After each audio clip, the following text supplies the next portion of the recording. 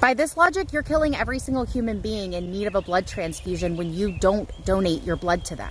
By this logic, you're killing every single human being who dies because they don't have a working organ that you could be donating to them. Hey, my friend, thanks for the video, but these are bad analogies. A more accurate analogy to abortion would be having that person that's in need of a blood transfusion or an organ actively dismembered. Obviously, nobody should have the right to actively dismember and murder another person, which is what abortion does. What you're not understanding here is that an abortion is a termination of pregnancy. It is not the murder of a baby. The fetus dies as a result of the abortion. So this is the equivalent of someone saying, I did not kill that person, the bullets from my gun that I shot at them did. Just as the gun is merely the tool used to murder the person, abortion is merely the tool or the means by which someone murders a preborn baby. If left alone, the baby would naturally develop and grow just like all human people do at any stage of their life.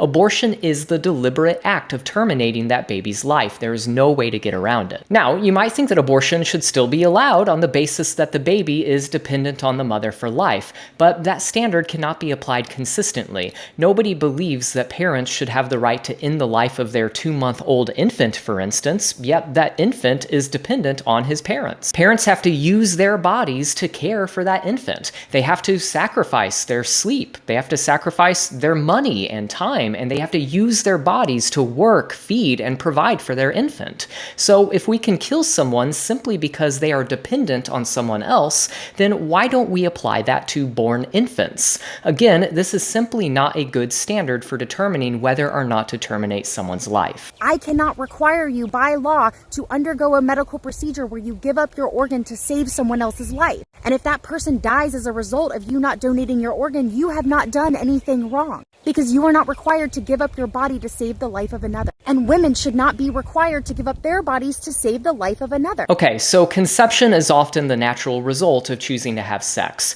Nobody is forcing women by law to conceive. The question is, what should be done with the baby who is the natural result of that conception? That is the question. Should we murder that baby? That's what it comes down to. I think that we should not be allowed to deliberately terminate the life of a preborn child. How is that different from someone in need of blood or an organ? Well, the thing is, parents have a legal responsibility toward their children. This is why fathers who abandon their families by law are often compelled, they're forced to pay child support. This is why we punish parents for neglect if they do not take care of their young children. One does not have that same responsibility towards strangers in need of organs or blood transfusions. So once again, these are simply bad analogies. Hey, thanks for the video, but your argument is bad and does not justify the murder of preborn babies. Thank you so much for watching this video. I hope you liked it. If you did like it, consider giving it a thumbs up and sharing your thoughts in the comments below. Also, if you want to see more content like this, I want to invite you to subscribe to my channel. You can also hit that little bell so that you'll be notified when new videos like this are released. I'll see you next time. Blessings and shalom.